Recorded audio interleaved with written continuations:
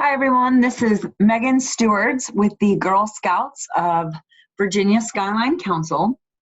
And today we are going over steps 4 and 5 for the Eco Advocate Badge. Up until now, we have gone over steps 1, 2, and 3. So we've learned about what Eco Advocates do. We talked to Danielle DeHart with the City of Roanoke's Stormwater Division. We did some soul searching to find out what issue you're passionate about, and that will be a theme that we return to in these follow-up steps as well. And then in step 3, we looked into the solution for these issues. So a lot of research on these, but now it's time to advocate. And it's time to spread the good word about these issues. So that's why we wanted something that we are passionate about, so that when it comes time to talking to others, we are moved to, we're inspired to. So let's get started. All right. You'll want to think through how you want to advocate for your issue. There are a lot of options. You can volunteer with a local group. You might want to change the policy on a specific issue. You might want to gather petitions or write blogs to inspire people. You might also want to fundraise for a cause and support them in their efforts. And you could organize environmental events, because even in this crazy pandemic time, you can have virtual events. And you can recruit people to join the group that you might be working with. So with all of these issues, some of them could be combined together, right? You might volunteer with a local environmental group to gather petition signatures to change the policy on a nature issue. So there are a lot of options, and something you'll want to think through primarily is your comfort level in talking to other people. So if you are comfortable talking to groups, then you might be comfortable organizing an event of some sort, even if it is a virtual one. But if you prefer one-to-one conversations, then potentially gathering petitions might be more up your speed, or even writing a blog or participating in another awareness campaign, or working with another group who's potentially handling a lot of the public speaking, and you might be in more of a support role. So things to consider. On the left here in these teal bubbles, we've got the keys to effective advocacy. So number 1, be passionate, right? We've talked about this. So an issue that resonates within you is going to come through when you're talking to others, and people respond to passion. So you want to hopefully ignite their own passion and concern for an issue. And if you're not excited about it, why would they be excited about it, right? So hold on to that passion and return to that passion throughout this whole badge work. And the next one is articulating your issue and your solution. And a good tip here is what is called an elevator pitch. So that is, if you got into the elevator with someone, you typically only have 1 to 2 minutes, right, where you're riding in an elevator. And if someone turned to you and said, "Hi, I see you're a Girl Scout. What are you working on?" And you would want to potentially get their signature or get them to attend your event. You want to be able to say quickly to them, "Hi, my name is Megan, and I am working on gathering signatures to prevent the Mountain Valley Pipeline from being passed." Or, "I'm gathering signatures to build a new park for handicapped people or children." So you want to be able to say quickly what the issue is and what you're doing about it. And then from that point on, if they have follow-up questions, then you can go into details about why it's a problem and how you found out about the problem and what the park will look like and all those details. But if you don't get to the point of what the issue is and what the solution is right away, you might lose people and their attention. All right, and finally, have solid goals for the future. So my goal is to collect 50 signatures to submit it to the city council. And I will say, again, working with another organization can help you with understanding what specific goals you need to reach and why in achieving those outcomes. All right, moving on. So within step 4, here on the left side, the kind of yellowish orange ones, you've got 3 options to achieve this step. Option 1 is to create and implement a campaign. Option 2 is to volunteer with an existing environmental group. And then the third one would be to organize a virtual event. And I added these asterisks for virtual because when the badge material was created, it certainly was well before the pandemic was happening, and virtual was such an important part of our lives. So jumping into option 1, create a campaign. And of course, you'll want to spread the word. So you can, in these teal bubbles here, we've got some options. You could start your own petition, and you could write a blog, and really all of these work together, because if you create a petition, but you don't get it out to people, you can't collect the signatures, right? So it kind of goes hand in hand. If you're going to create your own campaign, you also need to be comfortable creating what's called a marketing campaign. And that might be something to look into as well, but you want to communicate, get the word out, because the more people that support your solution, the better. And that's why we've got this image here of the phone and a computer, right? You need to hit people or contact people on all fronts and get in front of them, especially during this virtual time, because we can't stand outside of a grocery store or have a rally. All right, so we're going to jump into starting your own petition. I want to highlight change.org.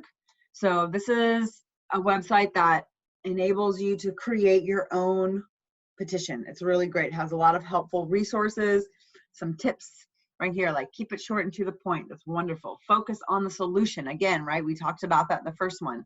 Be articulate, and then communicate urgency. And then they walk you through how to create your petition. And so really recommend them. You could also write a blog. So get inspired.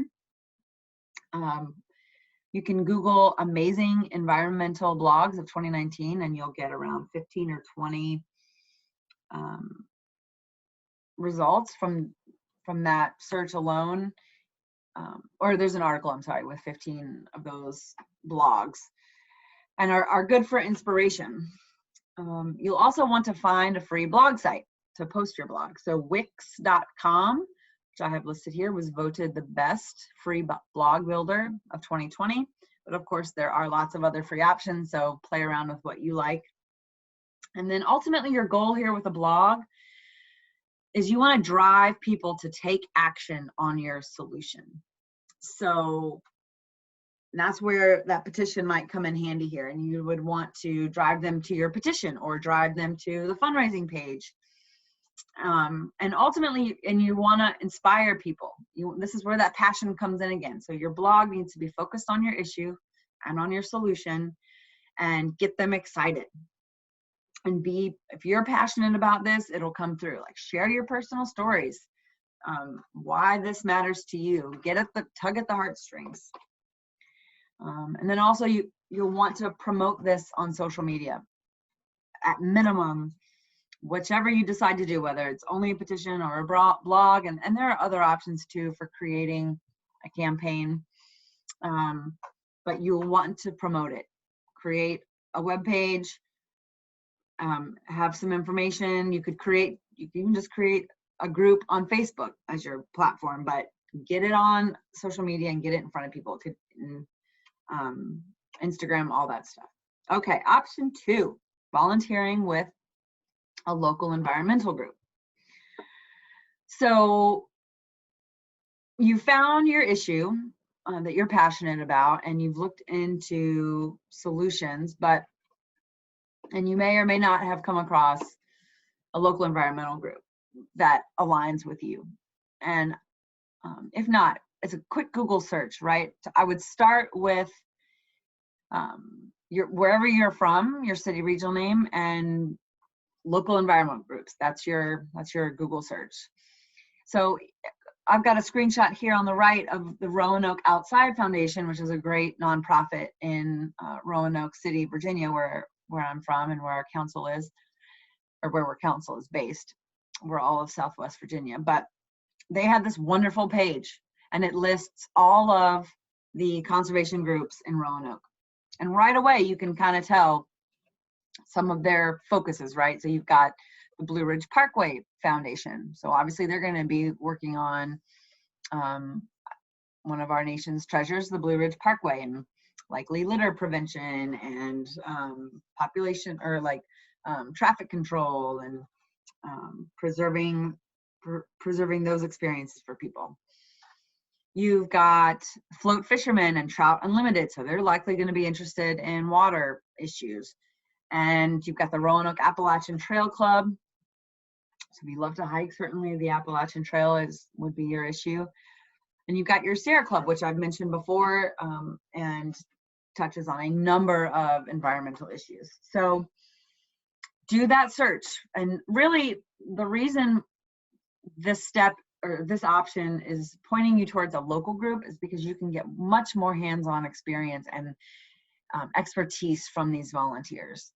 And I've worked with a number of local environmental groups, and they are desperate for support. So they will be glad to help you. However, before you contact them, do your research.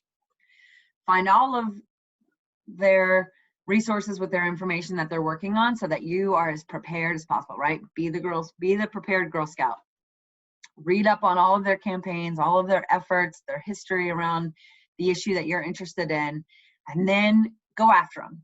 Contact them, call them, email them, direct message them, whatever means of communication they have listed on their website, on their Facebook page. Contact them. Explain your interest.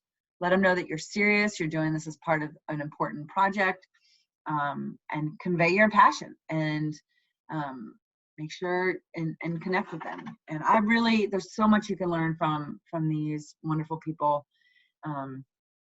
This is definitely my preferred option here of this step 4. Option 3, though, is also a good one, organizing a virtual event. So you have a lot of options here.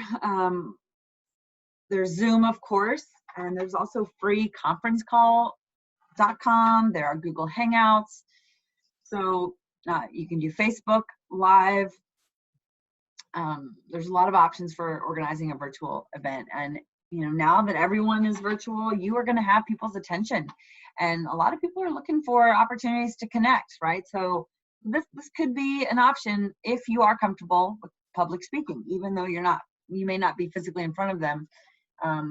You'll want to, be comfortable preparing that kind of information. So did a little research here, and people have quickly, the activist environment and world, just like every organization, is doing their best to become as virtual as possible. So Human Rights Campaign, I've got a quote here where they're saying text messages, Facebook Messenger, and the Instagram and Twitter DMs are the new door knocks. Don't be afraid to use them. Communicate with people. And there's another wonderful nonprofit, Fight for the Future, which is mostly around ensuring free internet access to all. But they have been a mostly online virtual organization since 2011. And, basically, just because we can't gather in person does not mean you can't organize. So you can still put real direct pressure on people, and we can still exert collective power. So do your research, though. You want to have a good event. Research event planning best practices. You're going to want to have goals. I've also got a note here, like get some help for your planning committee. If you're planning for more than 10 people, get some support. But definitely research event planning and goals around that. It'll really help you have an effective one. You can do online protests. You can do a call-in day, which is where you organize people to call their state senators to either get them to block or to support a specific law or policy that's on the table. You can do petition. You can also do live streams instead of a rally. People are there. They are interested in willing. All right. So we have walked through step 4, advocating for your issue. So once you've accomplished one of these options, and I'm just want to say I'm really excited for all of you, and I hope I get to see some of these efforts. Please contact me. I will support whatever it is, whatever campaign that you work on. I will be there. I will donate. I will sign. Contact me. Megan Stewards at Girl Scouts of Virginia Skyline Council. And just you can contact me via info@gsvsc.org and just ask for Megan and send me a link to your page. All right, so step 5. Now again, just remember going even into step 5, remember your keys to effective advocacy, which I have listed here at the bottom right. Be passionate, be articulate about your issue and your solution, and have solid goals for the future. Why are you doing this? And what do you want to accomplish? Okay, because now you're going into step 5, teaching others how to advocate for your cause. So this is, again, your passion is going to come through here, and it's going to help inspire and recruit others to support the effort that you're starting. And then if you've got a solid goal, then they can easily jump in and continue this as well. All right. So option 1, oops, that's not what we wanted. Okay, share your knowledge. So, success with advocacy often depends on the people you can rally and that can help you support, right? Because one person can do a lot, but advocacy is about recruiting people and mobilizing multiple people to do something they may not have otherwise been. So be passionate, share those skills. All right. So option 1 is that you can put together resources that will continue to inform and inspire people. So you could create a handout. I will say that in today's virtual world, that it's going to be difficult to get that into the hands of people. Everyone's pretty uncomfortable with touching anything that didn't come from their home or anything that they can't live without. So I really recommend either creating a social media page or even a blog, but be sure to include both your passion for this issue, make it personal. Why does this matter to you? Because again, anyone can go to Wikipedia and find the facts. But what's going on here is that you are taking your, the recipe of your passion and the facts that you've gotten to support your work and your effort. And then you want to combine it all together and inspire others to join in on your efforts. So create something that others can find and be inspired. And really critical here, include a way that they can support your cause and provide an action item. Just the information alone is not gonna make a difference in the world, right? How can they help? Can they sign a petition? Can they donate? Can they join another organization? Maybe become a member of Sierra Club or National Resources Defense Council, whatever it is that you chose, Friends of the Blue Ridge Parkway, Appalachian Trail Club, or volunteer in your time and help us keep the Appalachian Trail maintained. So there's a lot of options here. and it can continue. But I do say, I do really want to emphasize an action item will help make it go a long ways. Okay, so that was option one. Now we're jumping into option two. This is to organize a group to continue working on your cause. So in this instance, if you can find an existing organization that shares your concern about the issue, then they're already mobilized and working together. And so I really recommend this. Personally, I don't like reinventing the wheel. So if you wanted to start an organization, I don't think you want to start an organization here. You want to ask an existing one with shared interests and values to take up the solution that you've worked on. That said, this is really important with communication. You don't want to just email these people a link to your petition and say, hey, do you mind taking this on? Catch you later. An email is a good way to feel them out and to share that you're looking for someone to continue this work after you graduate, and maybe you're going out of state and you can't own this particular cause that's happening in your backyard school. So once you've reached out and shared that you would like help, have a direct call or virtual meeting to ensure that that group understands your mission statement about the issue and what your solution is and the plan for the future, so they can clearly adopt it and continue that work. And of course, they may make some changes to it, but the more specifics you can give them, the more likely that will continue on. All right, and finally, option three. And this, of course, is very close to our Girl Scout hearts: empower a group of children or a younger troop to take on this issue. The badge work it says and recommends that you encourage young activists by having them develop games or songs or activities that support your issue. Games and songs are great. For songs, I really recommend some rally cries.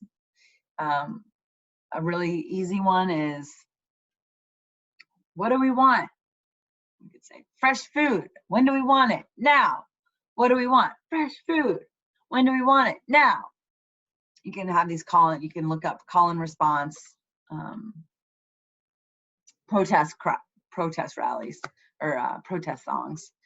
You can have fun with that. But really, if you can inspire them to maybe do a litter pickup or some kind of awareness campaign, use your creativity, see what the troop leaders would like to do. But if you can inspire the youth, you could really, they could grow up to do their gold award project, or maybe that you could, oh wow, there you go. You could inspire a younger troop to do their bronze or silver award around your solution even.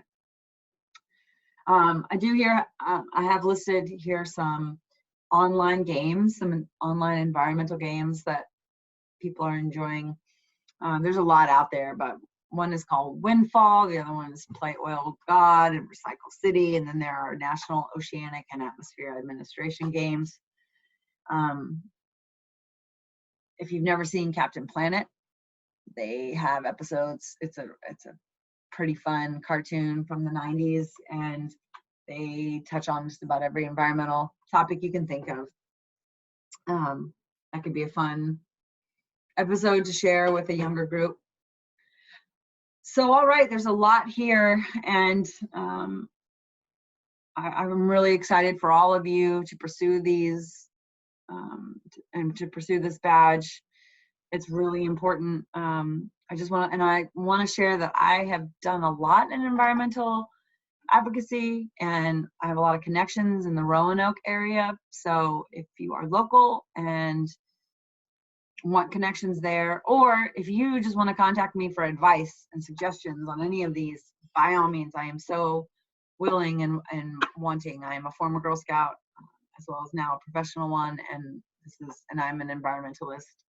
So again, you can contact me at info@gsvsc.org. That's the acronym for, not the acronym, but the acronym for Girl Scouts of Virginia Skyline Council. So I'm wishing you all the best, and go forth and advocate. Thanks so much. Bye-bye.